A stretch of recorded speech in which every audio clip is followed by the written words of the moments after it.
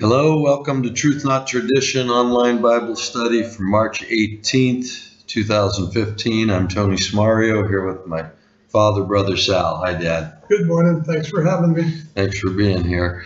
We got into Revelation last week, and I want to bring up a point that one of the people that listened had some tremendous commentary. In fact, very exciting for me to see commentary that's completely informed, as the way from what I understand. This is someone who listened to last week's show, in which, of course, we talked about who is this prostitute that comes riding the scarlet beast of Revelation 17 and 18 and even into 19, which 17 starts with one of those that had the bowls tells John, "Come here and I'll show you the punishment of the whore that sits on many waters." And then at the very end of it, we're told that whore is the great city that rules over the kings of the earth in the end. And it seems clear from all of the references, not only in Revelation, but then as this person who wrote us last week points out, and I think I mentioned all through the Old Testament, you find that it's the house of Israel that is characterized as a harlot, as a prostitute. In fact, there's some of it's pretty harsh in the way God goes on. I don't remember which of the prophets, Malachi, Hosea, Joel, one of them, not Joel, maybe Zechariah. He goes on and on about you're not only a prostitute, you go looking for people. You go looking to pay people to sleep with you. You don't just wait for them to come and buy your services. You go looking to pay them to go with someone else. That's how badly you want to cheat on me.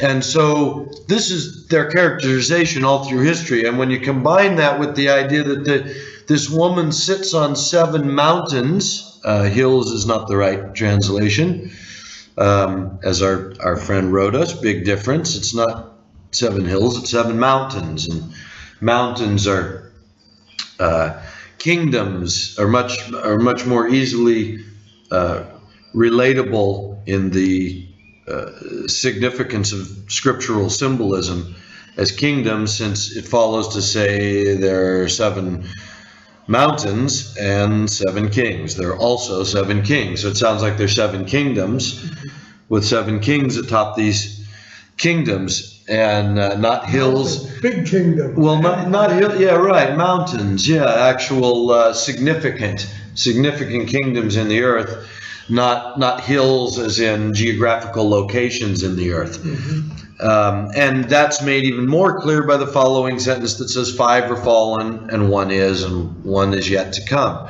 This, of course, is in the time of John in Revelation, when the kingdom of Rome is ruling. And so if you go back, you see the kingdoms that have fallen: Egypt, Assyria, Babylon, Persia, Greece, and Rome. And so all of that points to the idea that how could it possibly be the Catholic Church, who doesn't even come along until the Roman Empire, how could that be the 7 mountains coming through time, of which 5 are fallen? It seems much clearer, or at least much more appropriate, in trying to understand the significance, that the mountains are these empires, these kingdoms that ruled over Jerusalem. And why then is the prostitute riding them? And for me, it can only be the relationship of the prostitute, of course, is the house of Israel that's going away from God. They're selling out the word. They're helping that kingdom to integrate their God over the people, rather than keeping the Jewish God against the kingdom. They're actually riding the beast for their own benefit. They're riding this false symbol of God, or this false religion that's going on wherever it is, in Egypt, in Babylon, in Assyria, all down through the ages, these mountains and these kingdoms. This is the relationship with these kings that the house of Israel has made to fatten themselves on the blood of the saints and the martyrs, and even for Jesus, which comes along in the time of Rome. And now this is where I've been just thinking about what this person wrote, which is also, I find also, I don't find anything wrong with any of it. In fact, the very first point that she makes is, so was the Catholic Church founded by Jews? I'm just wondering, because that would be the only way the whore could be the Catholic Church. Because all of the characteristics given in Revelation concerning that whore was given to Jerusalem by all the other prophets. Thank you. I think that was the point that I made last week, or that's the whole genesis of my understanding, is that yes, the prophets call the house of Israel the whore, the great city Jerusalem's the one that's abandoned God, and that he's going to abandon until the last days. And so, yeah, then, okay, who is this house of Israel that gets abandoned way back in the 800 BC time? Scattered from them, taken into Assyria. The Jews taken into Babylon another 100 years or so later. And then as we understand the history through the study of the British Israelites, some of those house of Israel, yeah, they joined the Assyrians quite happily and made profit out of it all.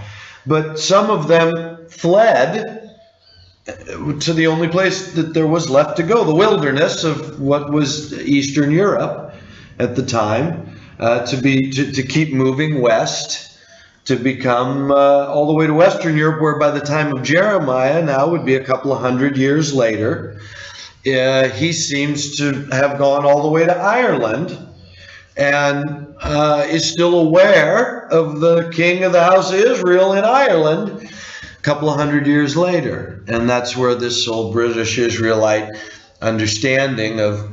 Well, he marries her off to the daughter of Zedekiah, the last king of the Jews. So anyway, so this is how the house of Israel becomes associated with the kings of Ireland and England and then the United States as its offspring. And that the house of Israel therefore certainly makes up this Babylon that is the economic world that comes out of the Rothschilds later in history, which is centered in England and then America. Now, are those the same people that are the Catholic Church? I don't know. But boy, son of a gun, if it doesn't fit, wouldn't that just be perfect if it also provides us with a false prophet that could be the Pope and be part of this whole chain as well? But I find that the most interesting concept, that since we're already going to propose that the house of Israel from 800 BC was driven off through the Assyrian bondage into the Caucasus Mountains, and then to come out on the other side, and a couple of 100 years later to be found being married off out in Scotland, and to have this whole history that's now tracked from our modern day back, to show that, well, I mean, how do we account for the prophecies that in the place that he will scatter them, they'll become known as the sons of the living God? This is after becoming not known as his people, not known as having obtained mercy. But then in the place they're scattered, they'll become known as sons of the living God. Well, darn if that doesn't fit the idea that they started the Catholic Church. They weren't known as his people, but then they become known as the Catholic Church. That fits it, as well as the whole Church of England, the whole American Christian nation idea satisfies those scriptures. So is that why Scott was able to see it clearly as the Catholic Church, that they fit the role? But we can see now, and by what our friend has written here in confirmation of it all, they could only fit the role if they are the tribes of Israel, because otherwise it's certainly the tribes of Israel that the whole pronunciation of who this whore is amounts to.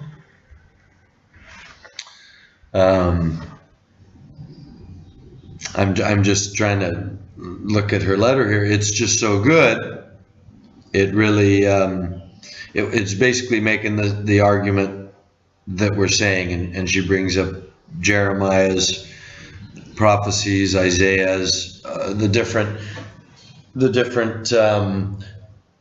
some of the places in the Old Testament where they're referred to as a harlot and such. But Jeremiah says of Jerusalem, though you clothe yourself with crimson and deck yourself with ornaments of gold, and you paint your face, in vain you will make yourself fair. Your lovers will despise you and seek your life. So it's all.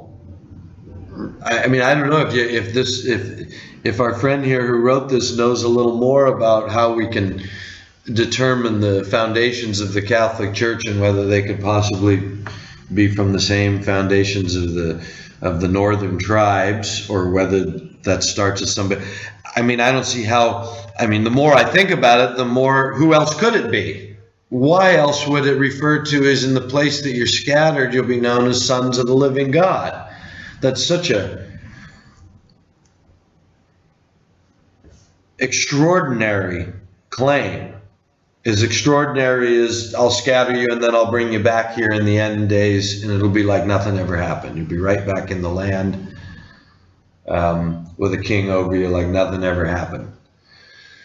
And here they are, whoop, back in the land. You know, it's caused this whole end time situation, or it's been it's the catalyst that's led to this end time world, carving out Palestine and saying, here, put the Jews back here, and all of the geopolitical things that have gone on from that moment till now. I mean, that's pretty much the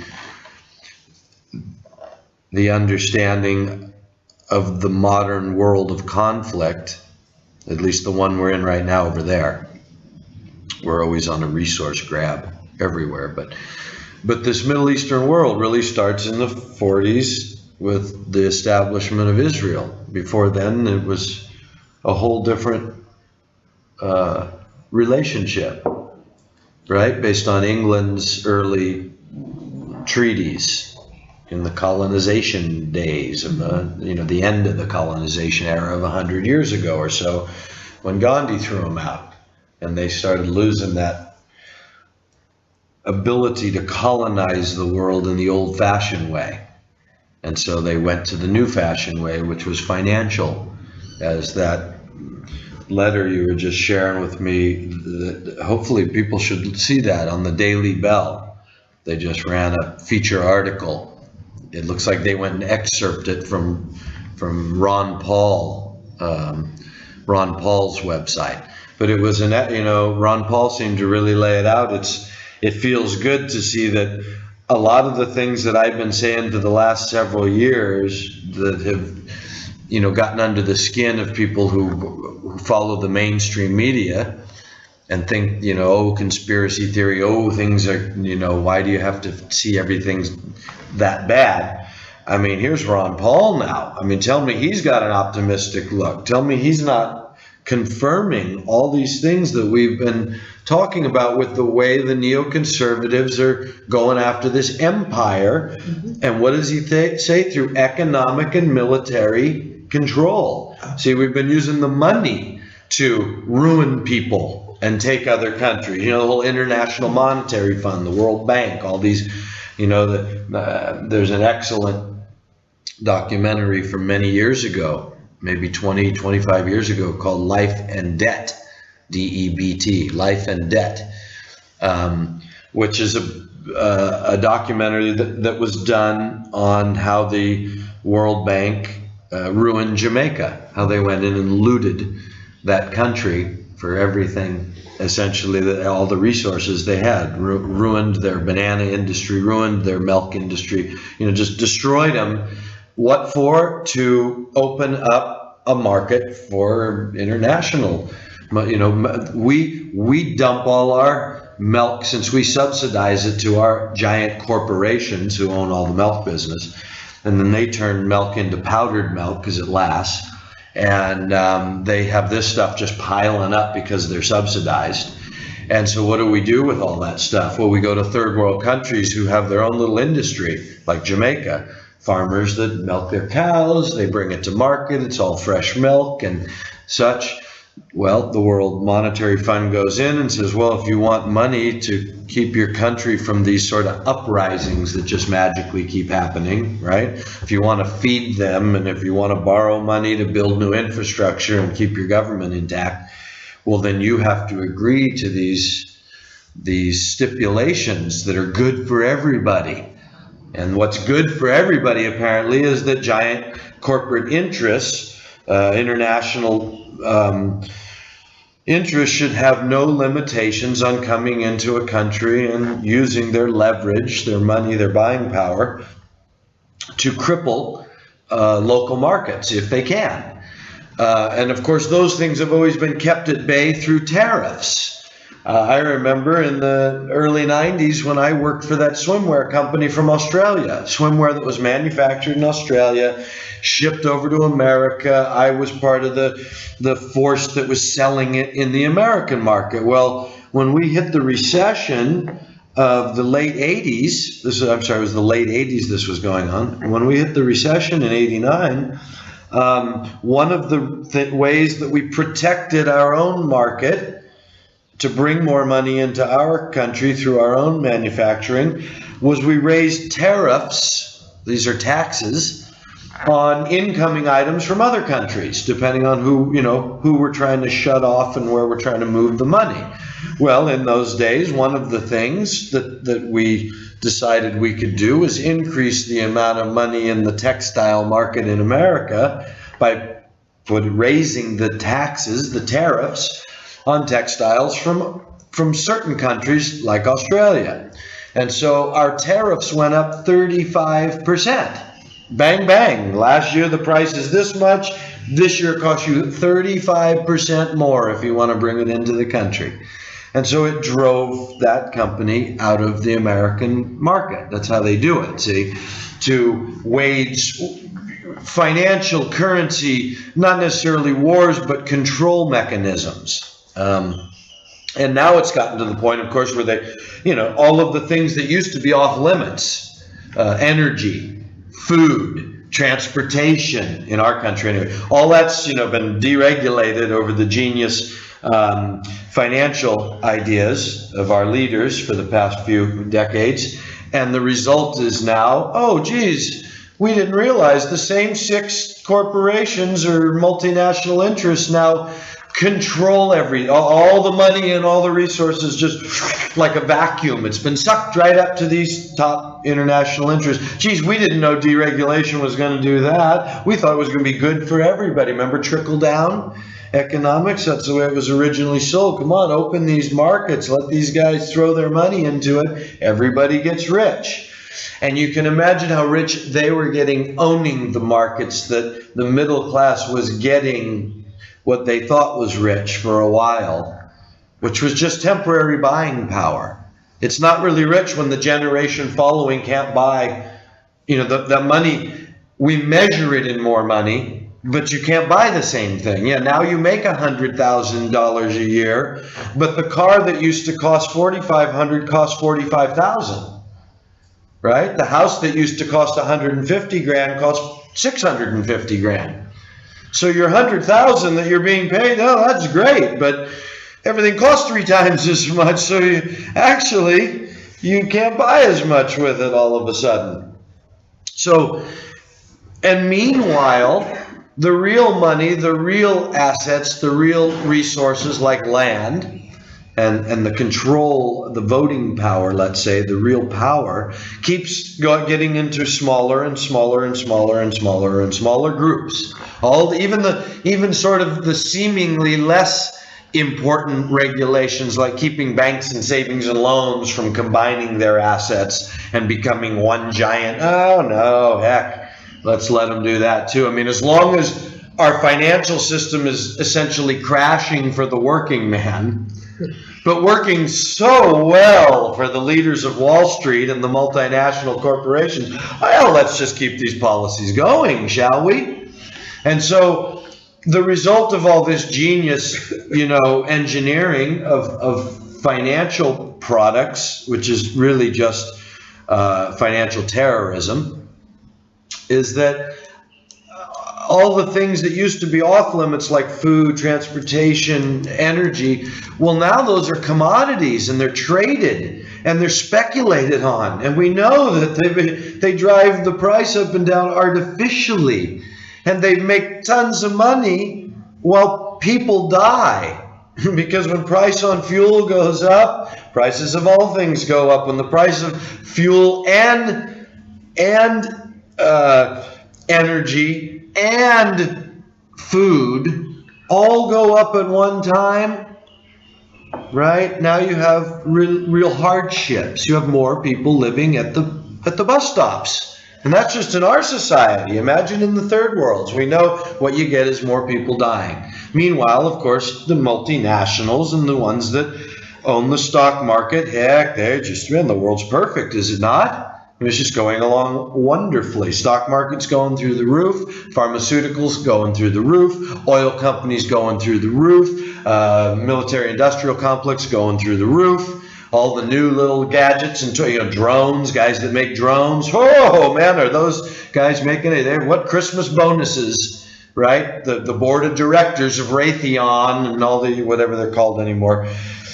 McDonnell Douglas, whoever, I don't know what these guys are called anymore, but they're all making fortunes. The ones that own the Black Ops, and, the people we hire to pay $4,000 for a truck tire to be over there in Iraq, We still got Ron Paul just informed me in his article, we still got 10,000 troops on the ground in Afghanistan. Of course, we've talked about that for a long time. And, Afghanistan, we've been there for how long now? Why? What haven't we done yet in Afghanistan? Who are we still looking for? Well, now remember, that's where they grow the poppies. And we've got a lot of kids that have come back from the war saying, yeah, I guarded poppies. That's what I did. We're there 24 hours a day, guard duty on the poppy fields. Because, we can't let any of the bad guys have the poppies.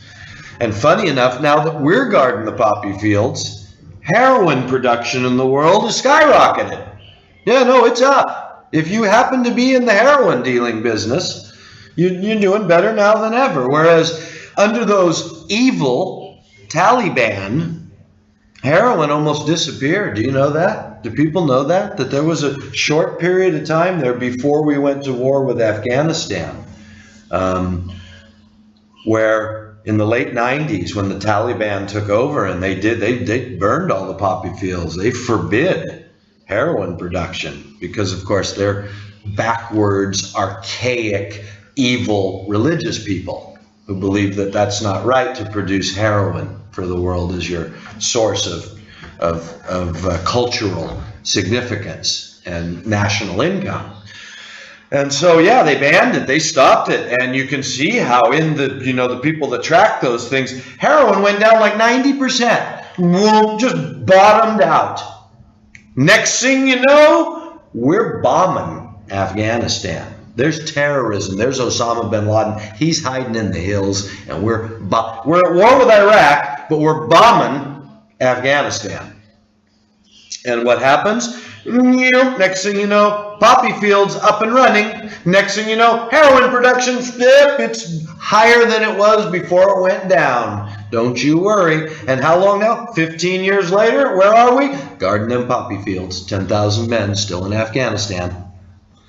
So, wow. So anyway, Ron Paul's article is really good to bring it around to where we're coming in Revelation. Is his point of view is the hatred that we've sown, which is something I keep, I harp on, and people see me as this, I think a lot of conservatives regard me as some sort of, I'm too hard on America.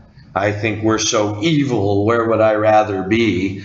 Well, I mean, do you really want the list? There's quite a list. If it depends on what do you mean by quality of life. Do you want to be led around like a sheep watching your iPhone and chasing your tail? You know, going to war where the entire world hates us? I mean, look at Ron Paul. I mean, the guy was a presidential nominee not long ago. He's a doctor. He's a fairly well-respected politician in the world of politicians where you know they're all full of doo-doo. Mm-hmm. Ron Paul's a guy that still actually has got some people that go, oh yeah, that guy, you know, he's not for sale. Why would they even say that about him? You know, and what's he saying? He's saying, you know, we're hated. And why are we hated? Because these policies of war. We're over there killing people for 25 years. We've been at war with Iraq to take that land. It started, and he shows it started because we gave Saddam Hussein the green light to go against Kuwait. Absolutely. He was looking for it, and we said, hey, I mean, they've got the record. Ron Paul's saying this. If this is conspiracy theory, then Ron Paul is he's the source of my conspiracy theory today.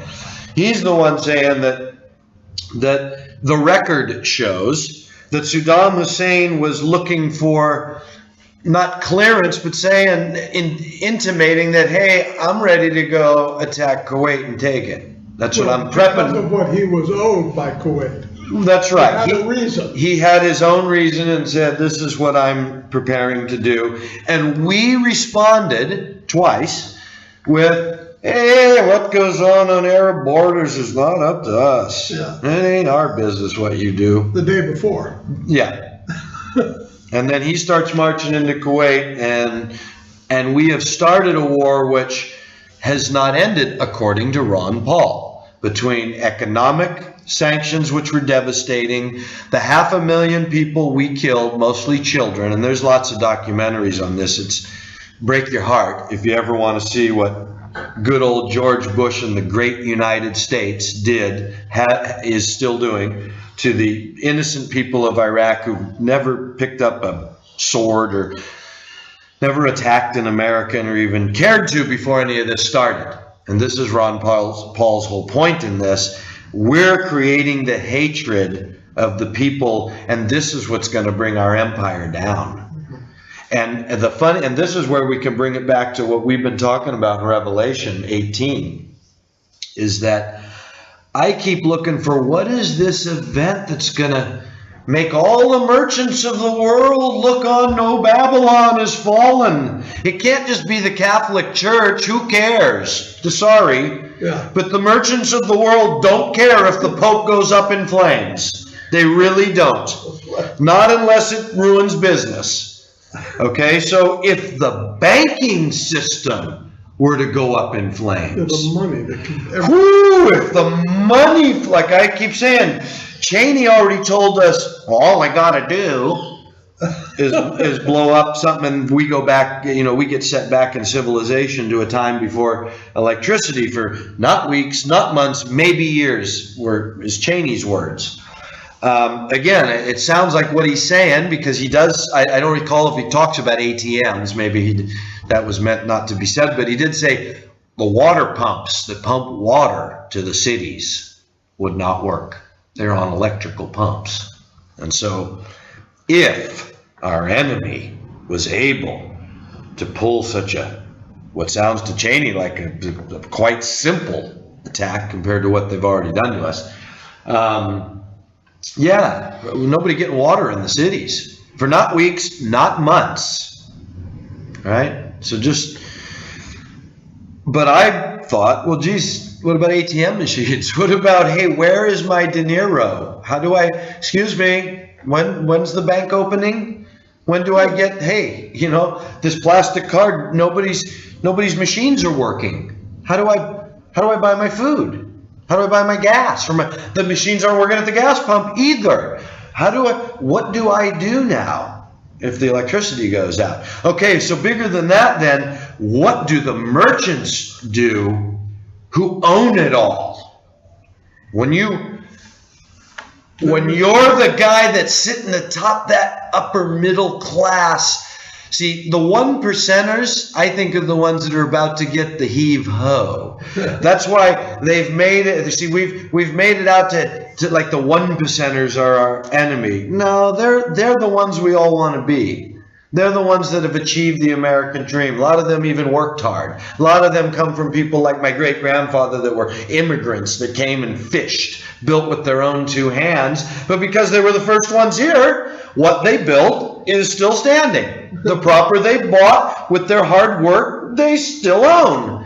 And so they got rich off that. Good for them. They are not the elitists. No, they're not the Rothschilds. They're not the Bushes. They're not. The Bushes might even just work for the Rothschilds and the Carnegies and the Rockefellers and the De Beers and the people that really come to the meetings. You know, the ones that come to the meetings and decide what they're going to do with resources on the scale of who wants them and who's got them and how much it's going to cost to get them from A to B. I mean, the whole shipping industry. What's his name? That married Jackie O. Onassis, right? Okay, he rises up to satisfy that need for multinational interests now. Now we're going to move stuff all over the world. It's no longer needing train tracks to get it from here to there. That was the beginning, but we got to get this stuff all over the world. And so, have we got 100 different companies that do that? Nope. Couple, all tied into the same small groups, funny enough. Okay, so this is what evolves out of this little greedy industrial banking experiment that becomes this powerful empire all of a sudden. So those are the people that are going to stand afar off in terror. You know, the 1%ers are going to be devastated when they realize that this, you know, what do you mean? I own shares in Microsoft. Yeah, Microsoft ain't online no more. That check ain't coming. Well, my family's owned stock in Bank of America from the beginning. Yeah, well, we got no record of that. You see what I mean? You just lost everything. It's all gone.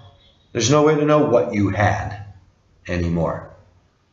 You talk about terror in the hearts of the merchants of the world who have made themselves rich. Remember who we're talking about here. I'm not talking about remember, by any account, I mean, the Georgia Guidestones are looking for a 90% reduction, these guys.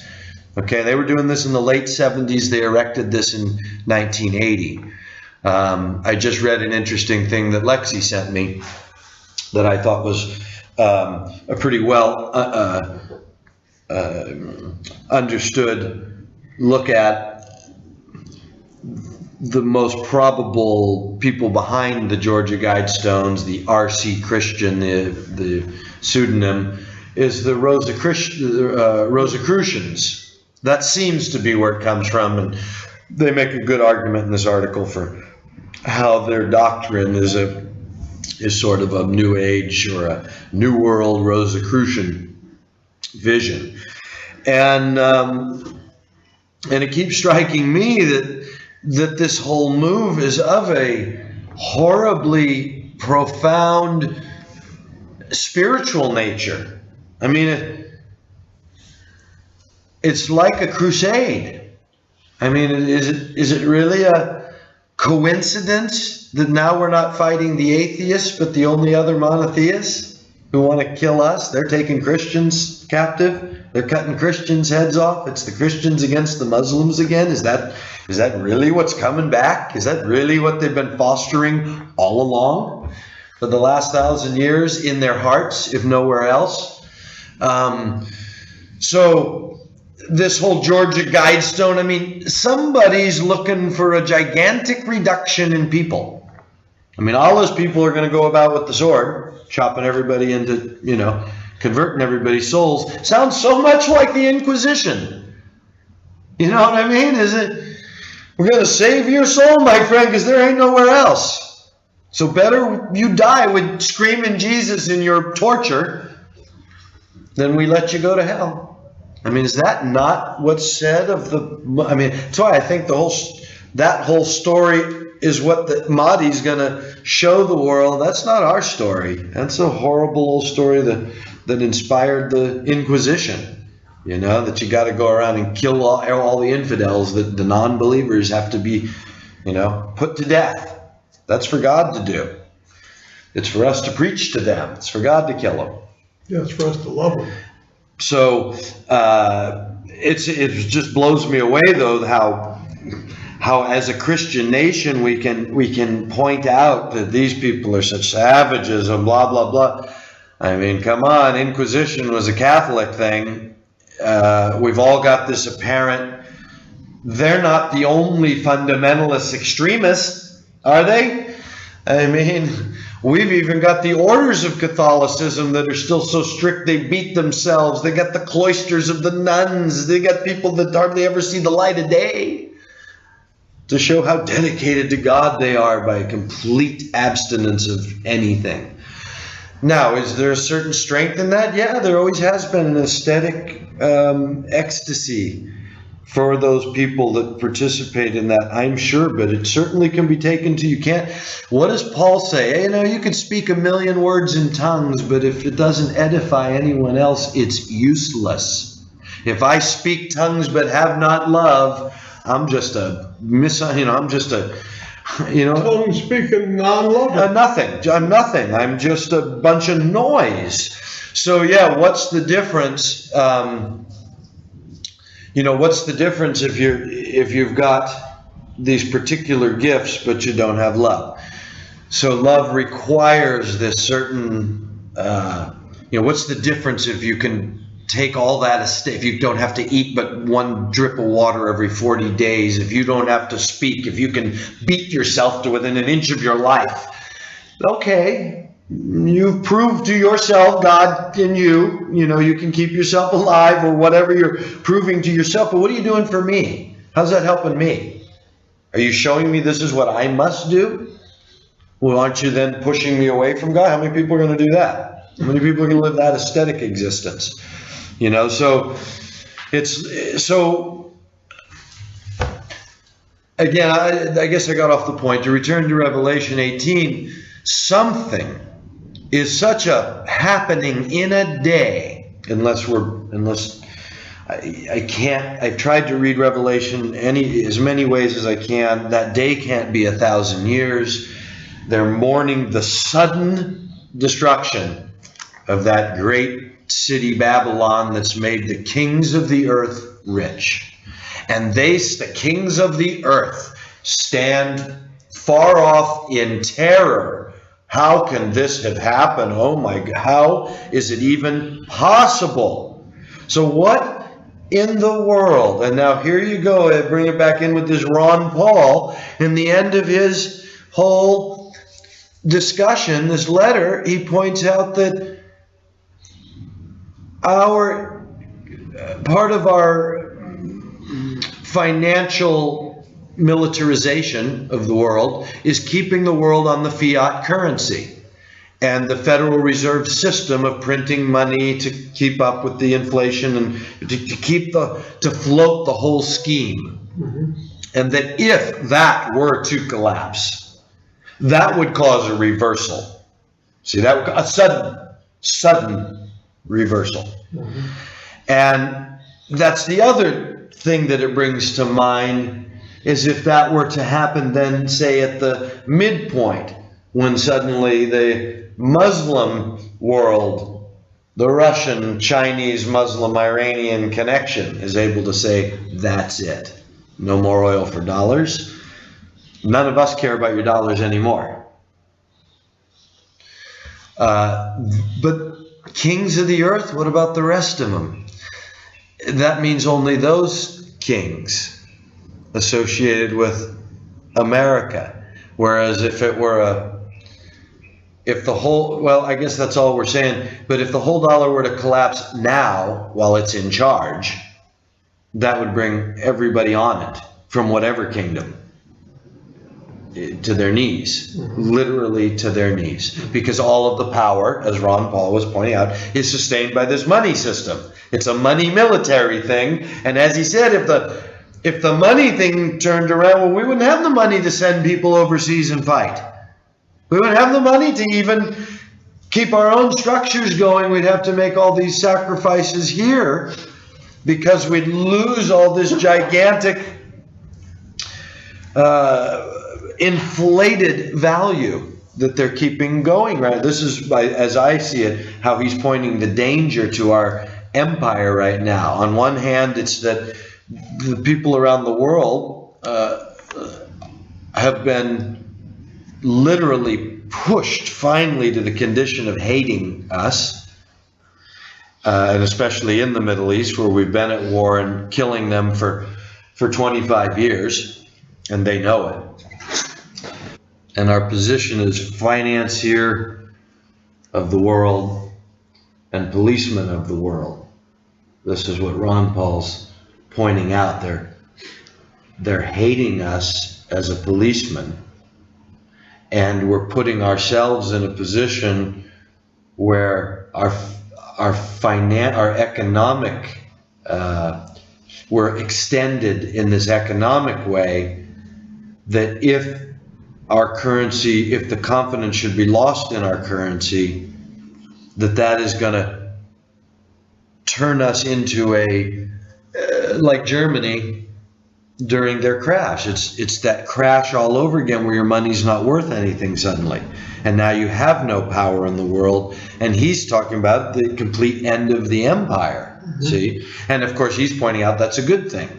Because when the empire ends, then we can possibly start over with the original concepts of liberty and true democracy, where the people are trying to govern themselves for the best of the, of the whole, or at least the democratic principle, that the good of the whole should be considered rather than the obvious pyramid scheme that has now led us to where the few that have a vision of world domination, or not a vision, they have world domination. Mm-hmm. Their vision is simply how to maintain it.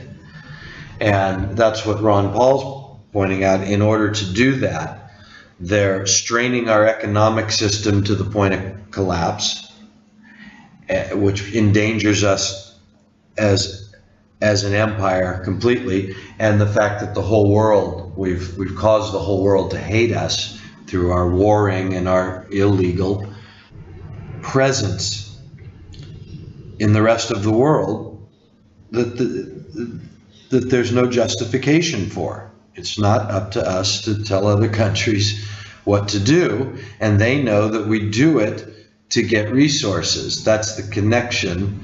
It's not that we're really there to help people, as Ron Paul points out in his letter, that every time we've gone, even on missions of philanthropic, even when the missionaries go somewhere, the locals always suspect, what are you doing in your interest? Why are you here to help me? Right? So unless you're truly there at your own expense to help them, they see through your plan, right? They see that, oh yeah, you're over here to tell me about your God, and then you're stealing my land. Yeah, you're over here to bring me freedom by killing and enslaving my people and taking our resources, building your factories and your military bases and all the things that you're not helping us. So what Ron Paul's pointing out is that the very nature of our scheme is bound to backfire, and historically always has. When you go somewhere with the motive to get something for yourself or to push people in a direction that you want them to go, they're bound to resist. And we've been doing it now long enough that we've created sort of a world of hatred against us. And at the same time, we've brought our whole economic system into a position that, I always try and relate it back to the good news for Christians. How else are you going to get to Revelation 18? we are really on the point where even someone like Ron Paul is telling you how delicate, how bad it could be, how it could really, almost in the words of Dick Cheney, throw us back in time in civilization to when our dollar isn't the fiat currency, to when we're just a struggling nation having to produce something of value to share with the world, who now is on a different currency. See, that would just devalue us completely too, which is why I brought to mind Revelation 18. So anyway, I think it's a pertinent discussion right now. The whore that sits on many waters. The whole Revelation 17, 18, 19 seems to me to be the explanation of the core of what all these seals and trumpets and bowls have been leading to. Well, it's the punishment of this that is being described. Yes, this is the up close of, or the description for, what does it say? For a mind with wisdom, which of course is supposed to be the Jewish mind that would know what's going on, the one that would be reading this book, that should be able to piece this together. And so, I don't know, for the first time in my life, it seems abundantly clear that the whore's got to be speaking to the house of Israel. Well, I mean, this is only, to me, it's all part of the new, understanding that comes from new knowledge. At this time, since 1948, look at the knowledge that is available to be had, applied to this prophecy as new knowledge that you never had before, because it's just history from the day of May the 14th, 1948 until today. Mm-hmm. The Jews were back in the land. Their destiny was now to be fulfilled.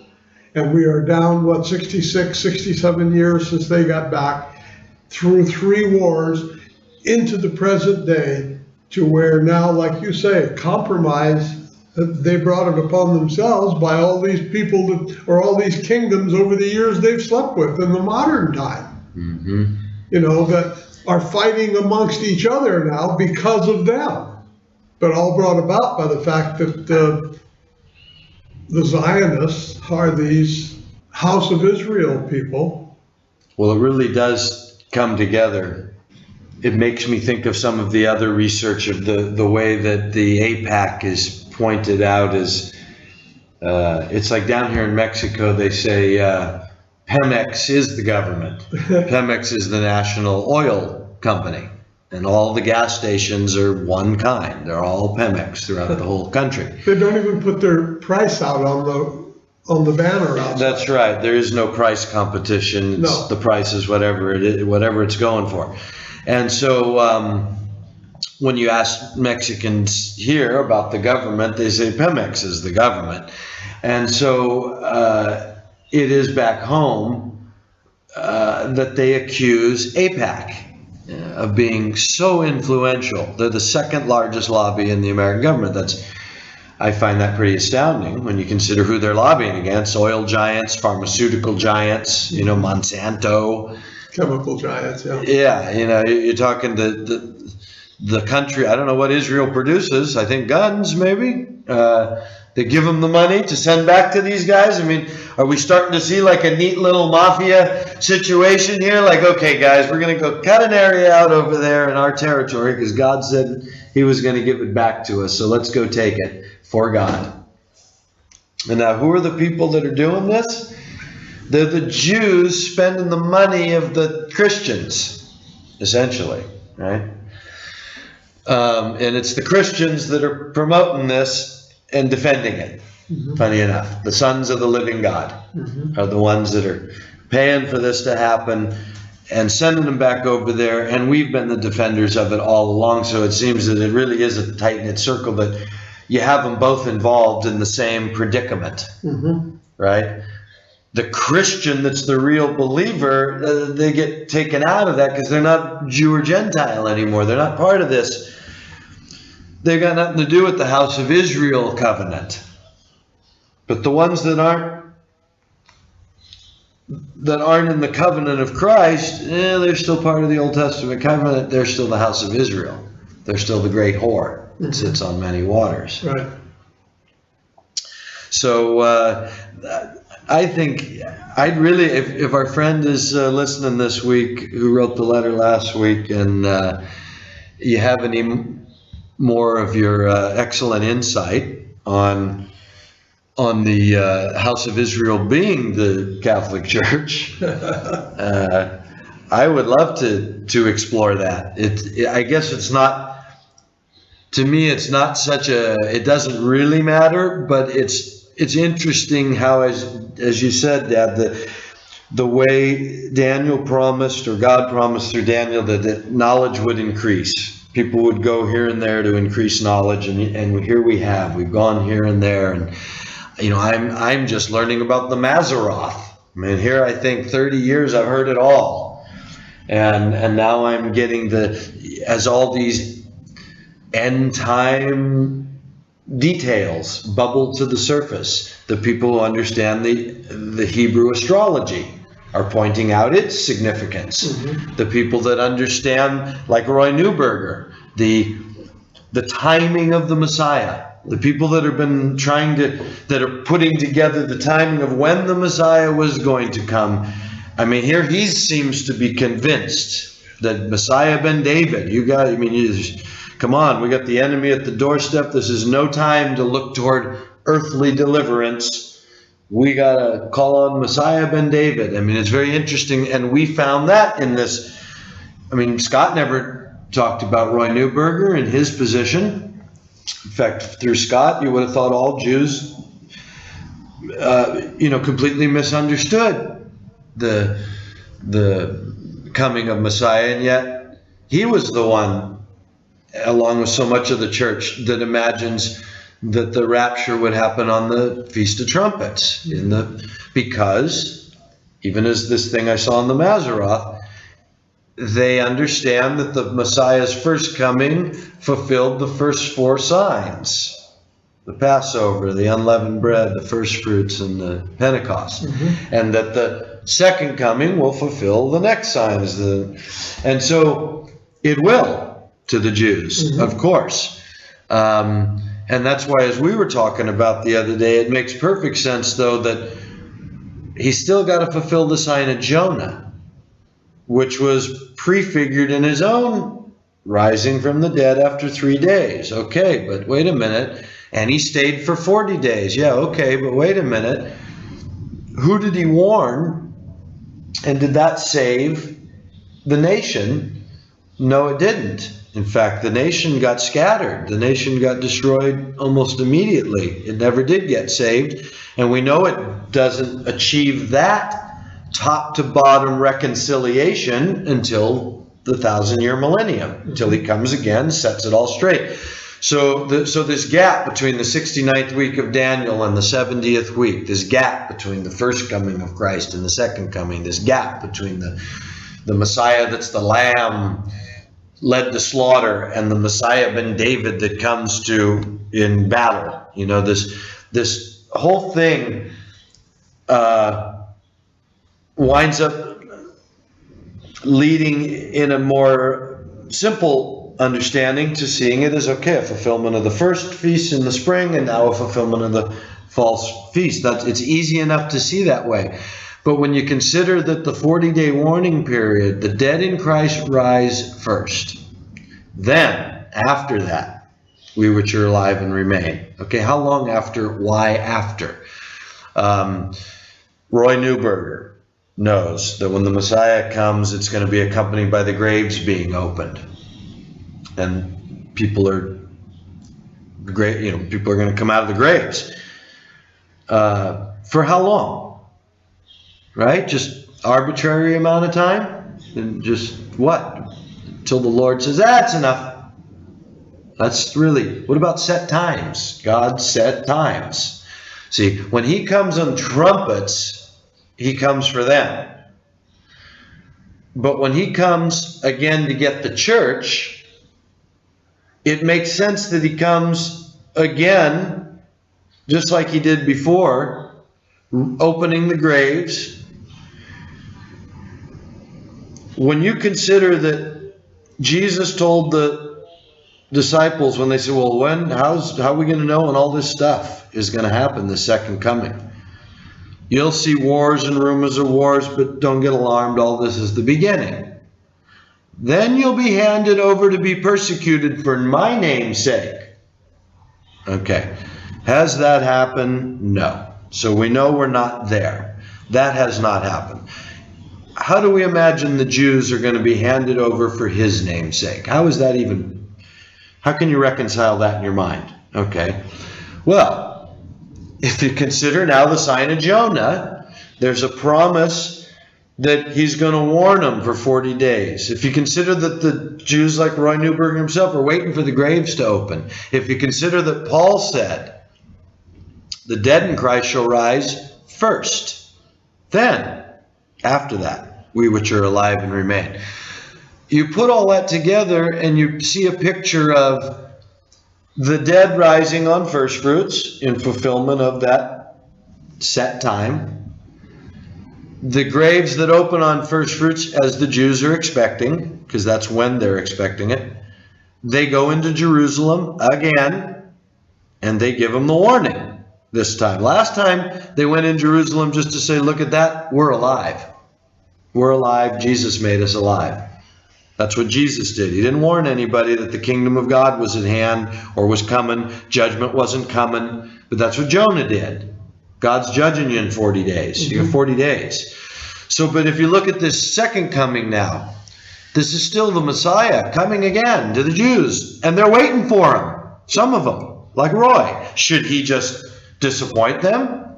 No. He comes in the spring with opening graves, just like he thinks. Only Messiah ben David turns out to be Jesus of Nazareth. Holy mackerel! But you've got a whole group of people that are actually waiting for that to be fulfilled.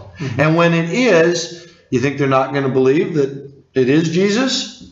It's going to take 40 days, but they're going to be convinced after 40 days. And they're going to be warned. You've got to accept Jesus as Messiah. He's the one that brought us from the grave. He's the one that's judging.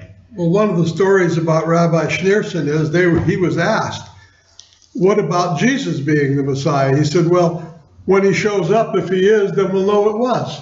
There you go. And so that appears to be what would have to happen to get this persecution to Jesus. How are they going to be handed over for his name unless there's this division like there is now? You got the Orthodox Jews are saying, we can't deal on the temple. We can't deal with the Arabs as in compromise. We can't compromise. You know that. We got to stick with our covenant or we won't have nothing. And then there's the moderates that are saying, come on, you guys, we don't live in this is Abraham's not walking around anymore. This is modern world. You can't, just like you can't have crusades anymore. You can't say Jesus is Lord and we're going to go take the Holy Land in his name, just like the Muslims can't walk around saying chop the head off every infidel. You just can't do that anymore. So everybody's got to compromise into this new world. And that includes the Jews. So you can see how there's this division. And when the ones who are holding out for their Messiah, he comes. And it's Jesus. And they say, hallelujah, it's Jesus. Who would have thought? But that's who comes, and that's who they say, and now you got a real rift. Jesus, are you kidding me? Not only do you not want to give up the temple, not only do you not want to make this peace deal that's going to bring us peace, you want to say no in the name of Jesus and start the fighting? Are you out of your minds? See, now that gives you a handed over to be persecuted for his name. And it also gives you a 40-day warning that results in the saving of the real people who are waiting for their Messiah. The nation Israel. Right? And it gives you a warning that, hey, what's coming is judgment. They're going to warn for 40 days. God is judging you now. Now you better accept Jesus as Messiah or you're going to be judged. And the judgment that comes, of course, now it seems to me that now our 7-year covenant, that can start on the Feast of the Trumpets, since it probably ends on the Feast of the Trumpets, right? So yeah, that would be, that seems to work for me. The fulfillment of the promise to the Jews and the Christians takes place, as it did before, in the first 4 feasts, because that's when that takes place. That's when rising from the dead. That's when he was the first fruits of resurrection, but now more are coming. The second fruits, the third fruits, the different marching orders of people coming out of the graves, and they come at that time. And for the Jews who are waiting for the Messiah, he comes in the time that they've always expected him. Why wouldn't he? For the ones that didn't, he's going to come in the time that he predicted, which is that final week of Daniel, which will fulfill the other 4 set times that are also anticipated. But of course, they haven't had the first 4 fulfilled in their world, so they still need the first 4 fulfilled. They don't see him as fulfilled. So when he comes back again, as he was, because remember, nobody told them Isaiah was supposed to be stopped in the middle. Isaiah 61, That's right. Nobody told them. When Isaiah laid it down, why did he write it as one sentence? If he meant, and then 2,000 years later, he'll come as the one you're really waiting for. No, that was part of God's mystery, apparently, the way Paul sees it. He allowed it to happen. He put them to sleep. He hardened their hearts. All these different ways. He worked his magic to get his way, Paul says in Romans. And so Jesus comes along and puts that period there. But that's very novel for them. They'd never heard it read that way. They didn't see that. Wait a minute. That's convenient for you, you poor beggar. You Samaritan from Nazareth. You devil-worshipping, healing, crazy man who eats with dirty hands and picks food on the Sabbath. What kind of Jew are you? How could you possibly be the Messiah? No way. So he comes back now. And he's the Messiah again this time. Only this time he comes with that power. For the ones that are waiting, he raises them from the dead to vindicate himself. Mm-hmm.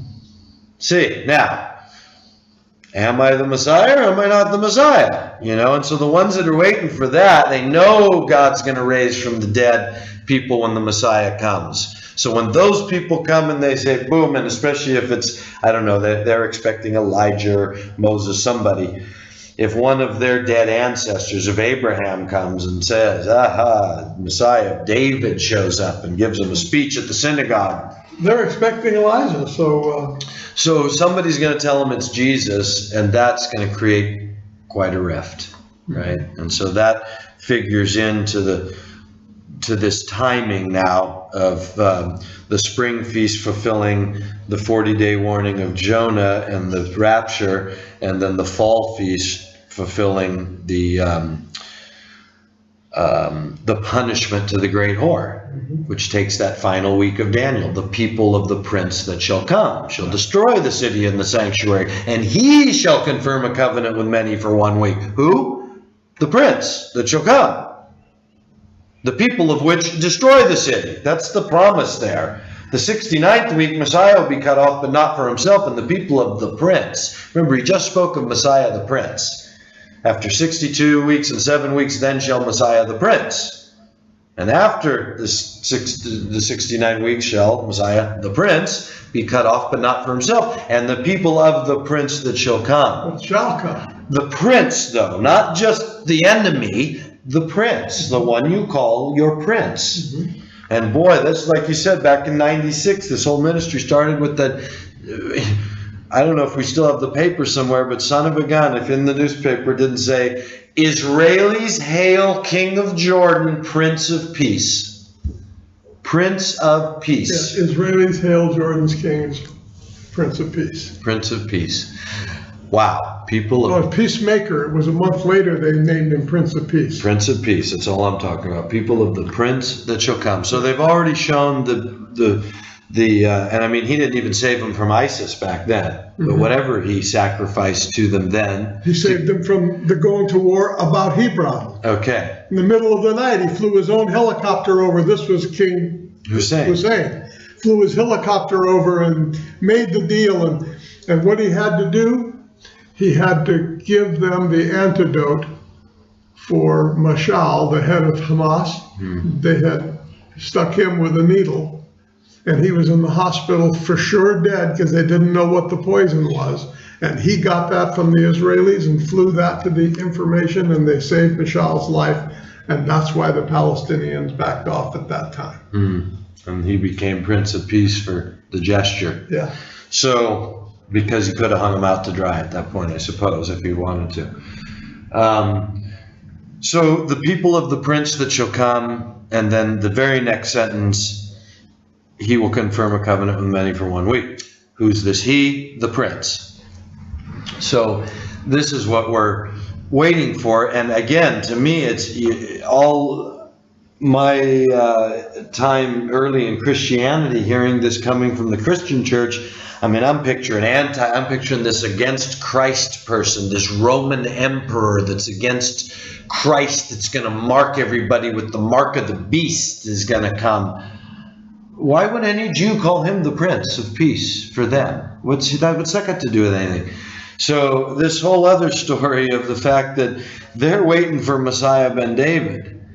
And Messiah ben David, of course, the one that comes and rescues them from their enemies. With that sword that he chopped off the head of Goliath with. That's right. And so here's the little horn that's going to show up with the big sword of the West and put it to use apparently to save the Jews and to come in there with this reconciliatory thing that he's been preaching the whole time. Jews, Muslims, Christians, we all got to get along. He's not barking the hardline Sharia hadiths that say, eventually we're planting our flags and cutting all the heads off. He's barking the 1994 Washington Pact, where chapter 3, paragraph 9 is about fostering a new understanding in the world between the three monotheistic religions. Right.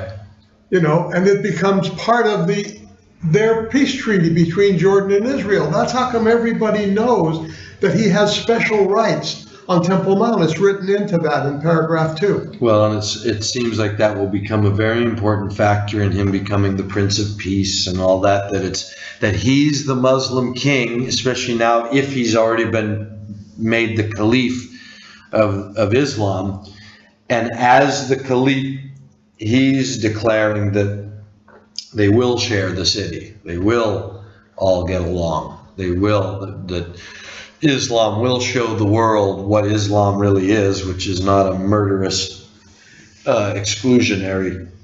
Which he's been preaching all these years. That's what I'm saying. So, anyway, we've gone long enough today, I think, Dad. But thank you to the lady that wrote the response last week. It was really excellent. For me, it was very encouraging to see someone out there that really has a deep understanding of it.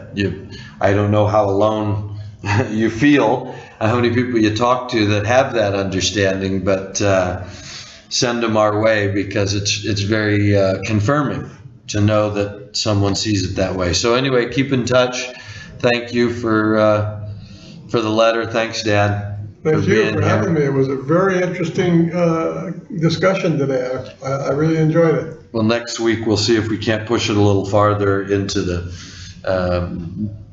starting to get an understanding of the last few chapters of Revelation, because I think once you start to put it into perspective, that all of this leads to this 1,000-year millennium, which leads to this little season, which leads some unknown time into the future. You talked to a pastor who, when you asked him, how long do you think the little season would be? He said 3 months. Yeah. Wow. Okay. So I think there's something to discuss there. That shows that maybe there's something for all of us to talk about. Anyway, thanks for those that are participating, and we should all just keep praying for each other. It's a tough time coming to the world. By any account, the people that are pushing all this current agenda that bring us to the next cataclysm, are going to, a lot of people are going to die, a lot of death, which is okay as far as I'm concerned, because God is merciful and reconciles all that death to himself in one way or another. But it is a lot of suffering for us, for a lot of people. And so don't forget, there's people living at the bus stops, there's people hungry in the streets, and the only real thing that Jesus is going to care about is how we treat those people in the end. So thanks a lot. Check out BroSal.org if you want to see more of what we teach, and God bless everybody. We'll see you next week.